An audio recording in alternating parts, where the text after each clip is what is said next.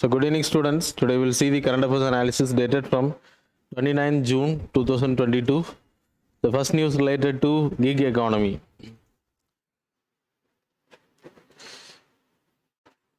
So gig economy அப்படினா who are not in the like formal employer relationship. அதில் இல்லாமல் who are working as a freelancers, அப்புறம் இது education ஃபீல்டில் teaching etcetera freelancers.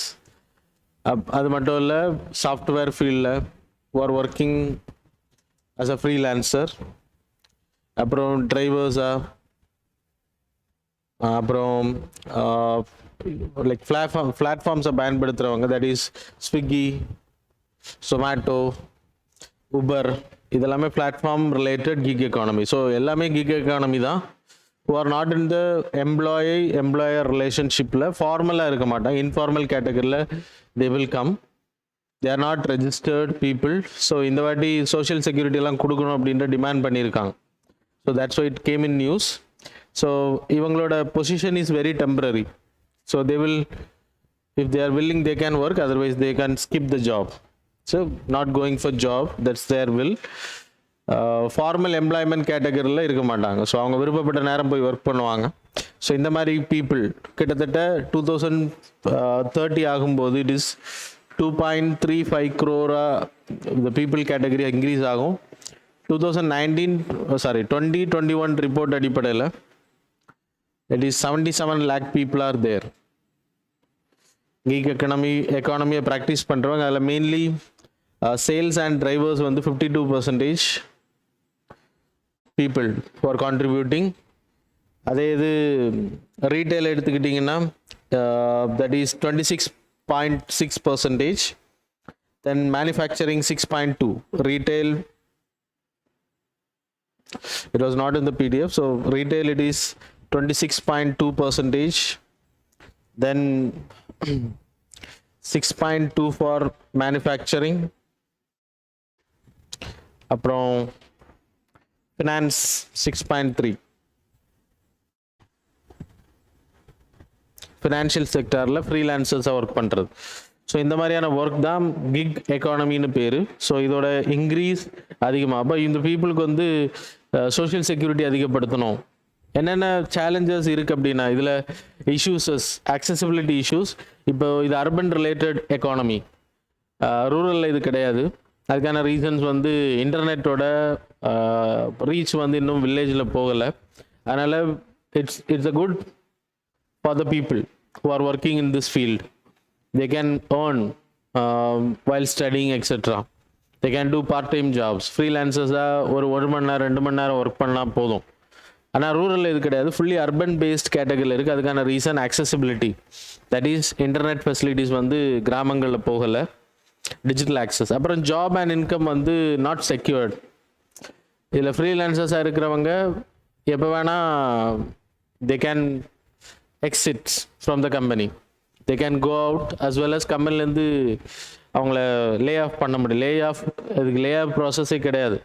அவங்க எப்போ வேணாலும் அவங்கள வெளியே அனுப்ப முடியும். ஸோ செக்யூரிட்டி கிடையாது, இன்கம் வந்து ப்ராப்பராக வரும்ன்ற கேரண்டி கிடையாது. Normal employee people they have social security etcetera. இவங்களுக்கு சோஷியல் செக்யூரிட்டிலாம் கிடையாது. That's a problem. அப்புறம் skill mismatch in the sense, இவங்க இப்போது highly professional people can follow this. Internet access எல்லாமே ப்ராப்பராக யூஸ் பண்ண தெரியணும். இனி இந்த க்ரோயிங் எக்கானமி வரும்போது ஆன்லைன் எஜுகேஷன் எக்ஸெட்ரா இதில் எல்லாமே வந்து கான்ட்ரிபியூஷன் அதிகமாக இருக்கும் கிக் எக்கானமி. அப்போ அதில் இன்றைக்கி இருக்கக்கூடிய normal people who R not educated, they are only skilled, and then highly educated people கேட்டகரிக்கு வந்து மிஸ்மேட்ச் உருவாங்க இந்த ஜாப் கிடைக்கிறதுல. ஸோ இது ஒரு ப்ராப்ளமாக இருக்குது அப்படின்றது சொல்லப்படுது. அப்புறம் கான்ட்ராக்ட் போடுறதுல ப்ராப்ளம்ஸ் இருக்குது. ஸோ இப்போ நான் உங்களுக்கு சொன்ன சோஷியல் செக்யூரிட்டியெல்லாம் கிடையாது. இப்போ ஆக்சிடென்ட்ஸ் நடக்குது அப்படின்னா சோஷியல் கவரேஜ் எல்லாம் கிடைக்குமா அப்படின்றது கொஸ்டின் மார்க் தான். So that's about this news. அப்புறம் சிக்னிஃபிகன்ஸ் ஆஃப் இந்தியா. கிக் எக்கானமியை பொறுத்த வரைக்கும் எந்த அளவுக்கு இந்தியாவுக்கு இது ஒரு சக்ஸஸ் அப்படின்னா, கிட்டத்தட்ட 56% blue and white collar job வந்து இதில் உருவாகும் இன்றைக்கி நடந்துகிட்ருக்கு. மெயின்லி கிக் எக்கானமியை பொறுத்த வரைக்கும் blue collar and white collar jobs வந்து அதிகமாக இருக்குது. 90 million jobs can be created. So non farm செக்டாரில்.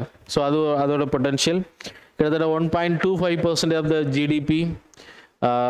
இதோட லெவலை வந்து 2025 5 ட்ரில்லியன் USDக்கு நம்ம we are moving so towards. So அதை வந்து இங்கே அதில் இந்த கிக் எக்கானமியோட கான்ட்ரிபியூஷன் ரொம்ப அதிகமாக இருக்கும் அப்படின்றது சொல்லப்படுது. இது வந்து அன்எம்ப்ளாய்மெண்ட் கேட்டகரியை வளர விடாது. So the people will engage இன் ஏதாவது ஒரு ஜாபில் இருப்பாங்க, பெர்மனன்ட் ஜாப் இல்லைன்னா டெம்பரரி ஜாப்லையாச்சும் இருப்பாங்க. ஸோ அது அவங்களுக்கு வாழ்வாதாரத்துக்கு ஹெல்ப் பண்ணும் அப்படின்றது இந்த ஆர்டிக்கிளோட explanation. The next news related to Blue Pacific Initiative, partners in Blue Pacific Initiative. Actually, it's not a formal grouping.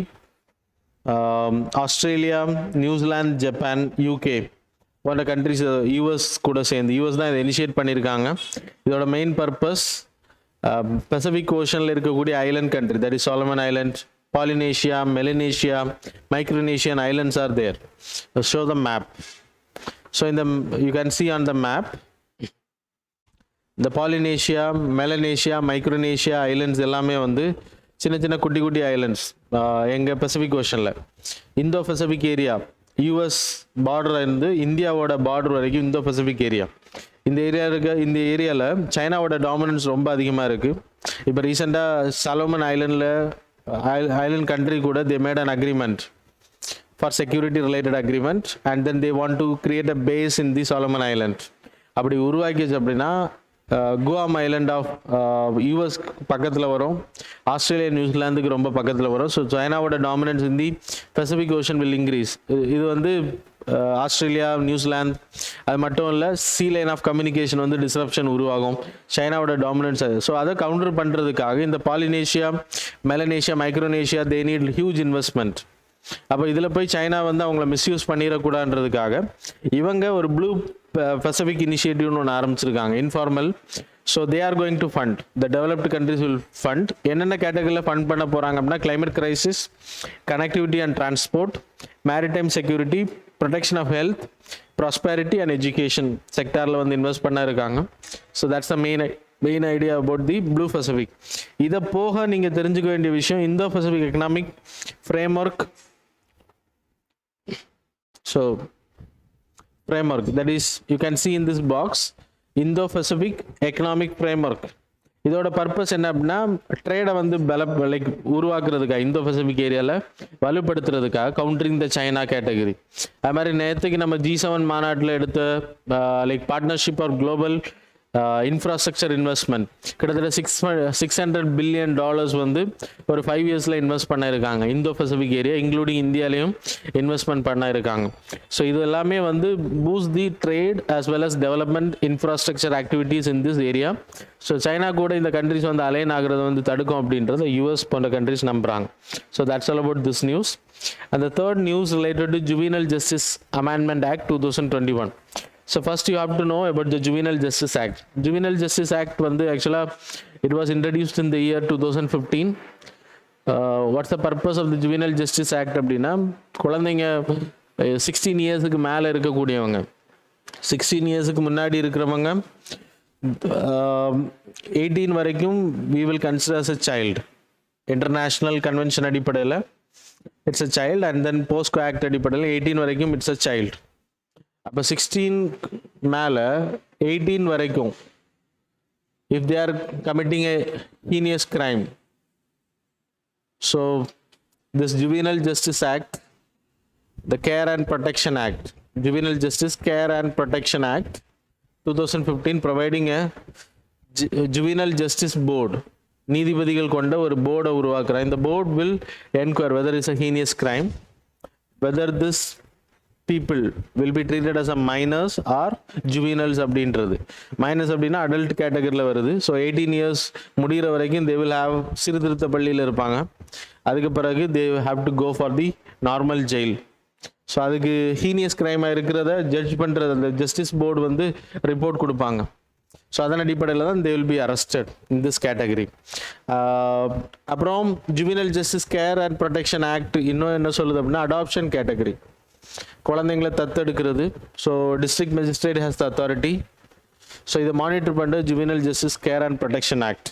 இதில் ஏதாவது தப்புகள் நடந்துச்சு அப்படின்னா இந்த ஆக்ட் அடிப்படையில் தான் தண்டனை கொடுப்பாங்க. இன்றைக்கி there is a 700% increase in the child crime increase ஆகிருக்கு. ஸோ அதை தடுக்கிறதுக்கு ஜுவெனல் ஜஸ்டிஸ் ஆக்ட் அதில் முடியலை அப்படின்றதான் இங்கே எக்ஸ்பிளனேஷன். அண்ட் தென் மெயின்லி இப்போ நியூஸில் வந்ததுக்கான ரீசன் என்ன அப்படின்னா, so you can see in the top there are section of this act 86 act, அப்புறம் 75, 76, 78 you can see on the PDF.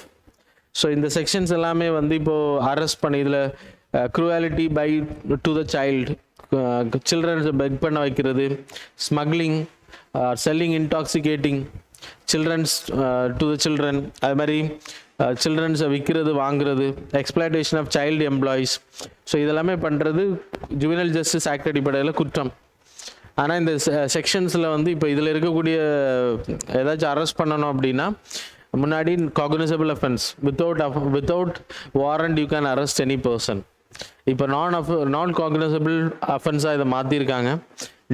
ஜட்ஜுக்கிட்டேருந்து warrant வாங்காமல் நீங்கள் போய் அரெஸ்ட் பண்ண முடியாது. So that's a amendment recommend பண்ணியிருக்காங்க. ஸோ இந்த இஷ்யூஸ் அப்போது குழந்தைங்களுக்கு எதிரான குற்றங்கள் எல்லாமே வந்து ஏறுறதுக்கான வாய்ப்பு இருக்குது. ஏன்னா ஜட்ஜுக்கிட்ட போயிட்டு வாரண்ட் வாங்கி தான் அரெஸ்ட் பண்ணப்படும். ஸோ அப்படின்றப்போ there is a possibility of misuse. சரியா? So that's why it was in news. So that's all. Then fourth news related to state freebies and then fiscal deficit of the state. So states order state gross domestic product.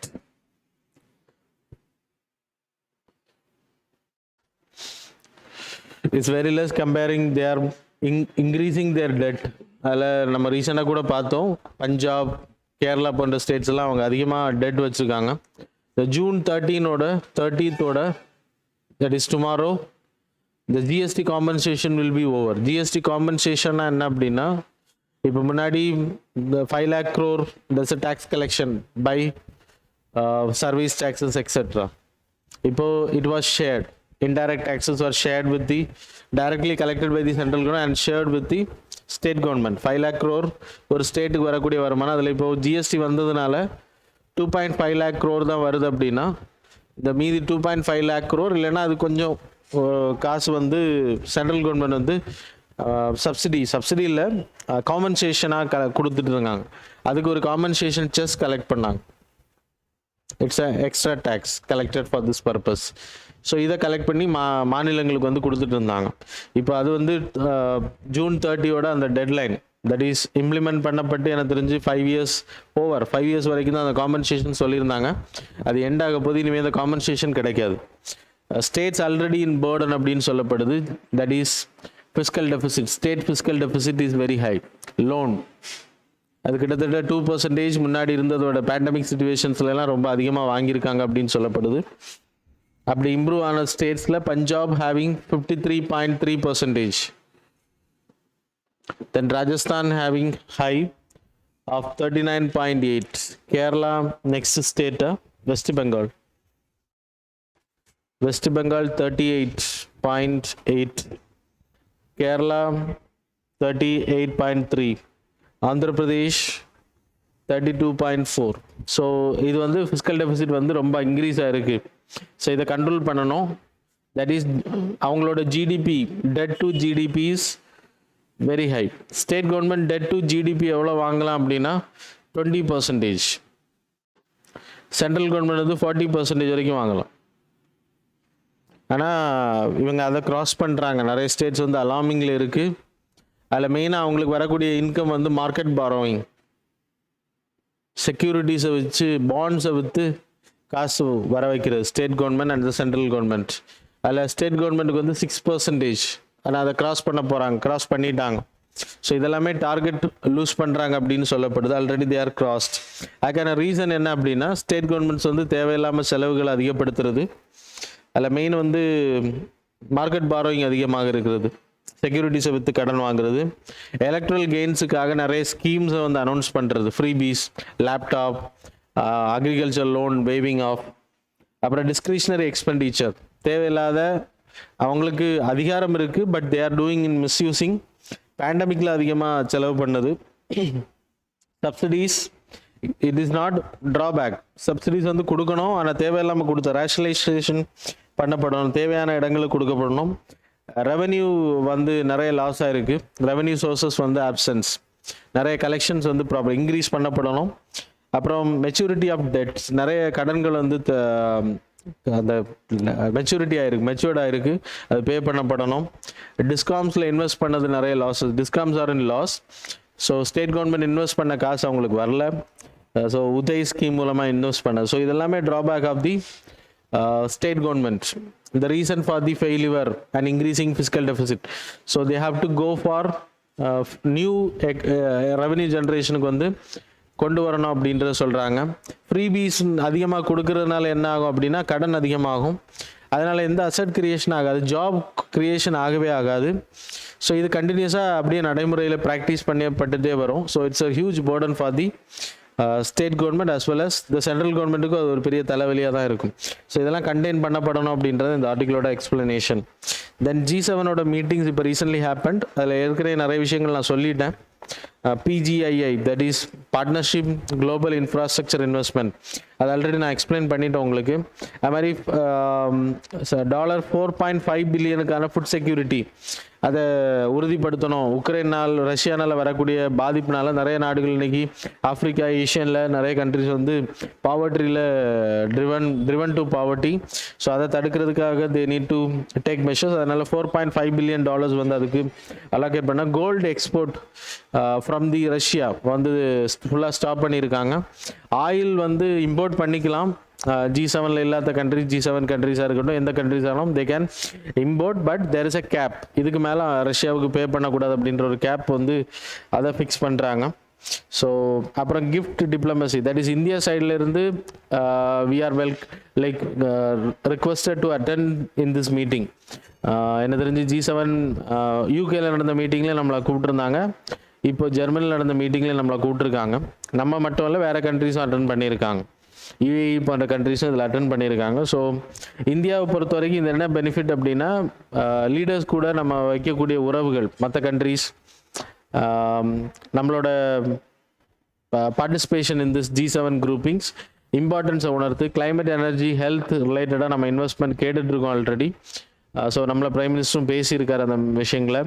And then India வந்து gift டிப்ளமசியை பயன்படுத்திட்டு இருக்கேன். இப்போது போய் ஒரு லீடரை பார்க்கும்போது we are providing our cultured gift. So it's a soft power diplomacy of international relations. So it will boom the relationship between India and other countries.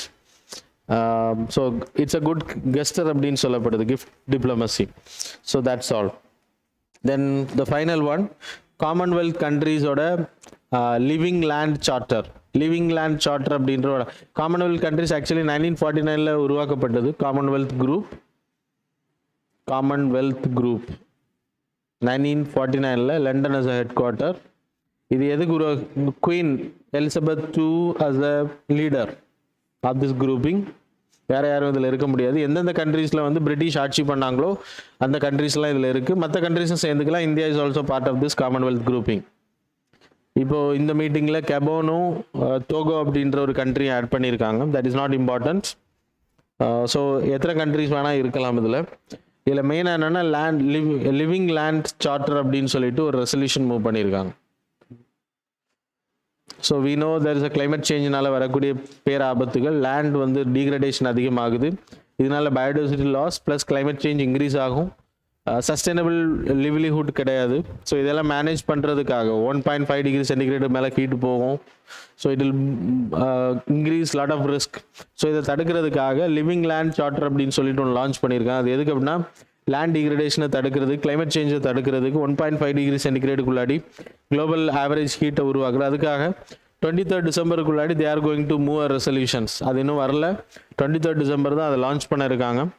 So the support of this grouping, that is Rio Earth Summitல எடுக்கப்பட்ட UNCBD, United Nations Convention on Biological Diversity, Combat Desertification and UNFCCC இதில் இருக்கக்கூடிய தீர்மானங்களை முன்னிறுத்தி தான் இந்த தீர்மானங்கள் வரும்ன்றாங்க. அதை இம்ப்ளிமெண்ட் பண்ணுறதுக்கான முயற்சிகள். That is Commonwealth head government meetings தான் நடந்திருக்கு. That is Commonwealth meeting. இல்லை கவர்மெண்ட் ஹெட்ஸ் வந்து கலந்துப்பாங்க. So that's all about this news. So that's all about today's current affairs. Thanks a lot for joining with us.